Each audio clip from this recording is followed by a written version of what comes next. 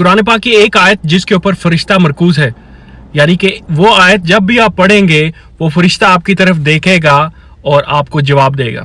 کیا آپ وہ آیت سننا، پڑھنا اور یاد کرنا چاہیں گے؟ I am going to share this with you. Very very important اور سب سے آسان ہے.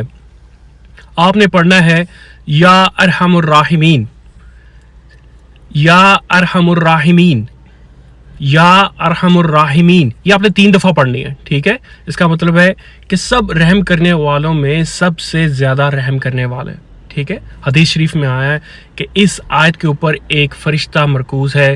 جب بھی انسان 3 مرتبہ یا ارحم الراحمین پڑھتا ہے تو وہ فرشتہ اس سے مخاطب ہوتا ہے کہ اے بندے، سب سے زیادہ رحم کرنے والا اب تیری طرف متوجہ ہے، سوال کر. ٹھیک ہے؟ تو اس کو پڑھنے کے بعد آپ جو دعا مانگیں انشاءاللہ العزیز وہ پوری ہوگی.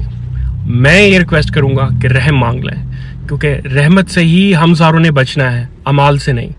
ٹھیک ہے؟